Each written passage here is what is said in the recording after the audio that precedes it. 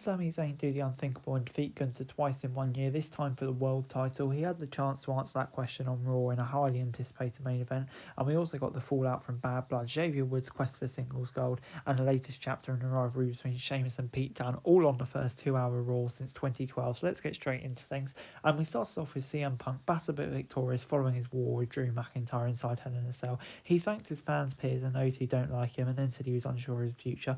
Rollins interrupted and brushed past Punk before warning Bronson Reed, "You want to get famous, I'll give you your 15 minutes." He issued a challenge for the match with the big man before appearing annoyed at G, so interrupted him as he made his way to the ring for the opening contest. It was an interesting opening segment that gave a not so subtle reminder that Punk versus Rollins is the endgame, presumably for WrestleMania, but a heel turn for the latter is now out of the question. Not only did the Visionary threaten to retire Punk, but also Fate had his dismay at Uso interrupting him. Perhaps Rollins is fed up with the changes, and it could lead to something down the line.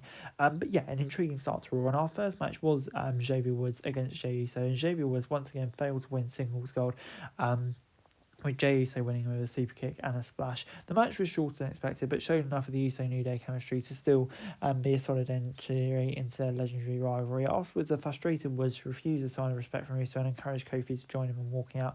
Out of nowhere, Bron Breakker attacked Uso, downing him with a spear. When Kingston made the save, Woods watched from the floor as Breakker laid him out too. Another spear, this time onto Phil's both New Day members, proceeded one final one to Uso before Breakker stood tall. So after showing Uso respect a week ago, interest in challenging Gunther for the world title, Breakker does that. This felt like a creative about face for reasons, and yeah, not quite sure why yet.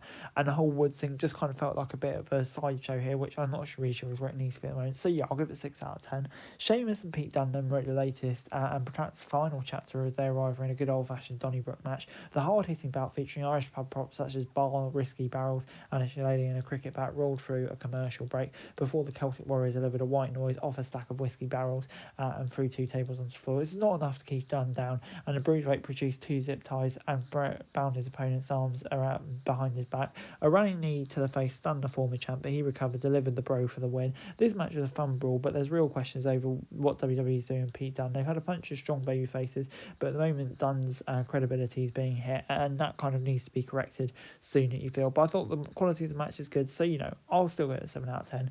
We then got a women's tag division match. Natalya, Chance Carter, Vega and Valkyria battling Stark, Baszler, Deville and Dawn and Fire. A short but action-packed contest that saw the babyfaces earn a measure of revenge when Valkyria and Deville scored the win for their team. The 2-hour format is much welcome, but it does mean talent will see their roles reduced. This felt like one of those matches where we're going to see it cut, because obviously lots of competitors to work with, but at the same time, lots of them didn't really get their moment to shine here, which is a bit of a shame, and hopefully it ends up being the exception, not the rule. But yeah, this for me didn't really click. It gets a 5 out of 10 from me. Gunther narrowly avoided defeat Monday night on Raw when he outlasted again Sami Zayn to retain his title. Time constraints hampered this contest, and with commercial breaks and preventing it from reaching the next level until the final few minutes. Gunther threw everything at Zayn, rocking him with a dropkick and downing him with a powerbomb, but the challenger kicked out at 2. Another powerbomb followed, but Zayn kicked out this time. The champion knocked his trademark sleeper, and despite a last-gasp fight from Zayn, won by a ref stoppage, and just like that, Gunther cashed his ticket to Crown Jewel for a match with Cody Rhodes. Yeah, for me, a really strong main event. So many close falls. Spartan obviously got a really strong rivalry stretching back to WrestleMania. The result was never really in doubt, but you know, the quality of these two men and the I think the way they put together the bites where you probably knew nothing's going to happen, but still just in that moment you felt it. Yeah, great stuff. 7 out of 10. And overall Raw this week gets a 6 out of 10. The 2-hour format of Raw for me is definitely welcomed. It's much better than a 3-hour slog, and yeah, I thought it was a pretty solid show. Time constraints did hurt some of it, to be fair, which is obviously a negative, but there were some really good segments in there.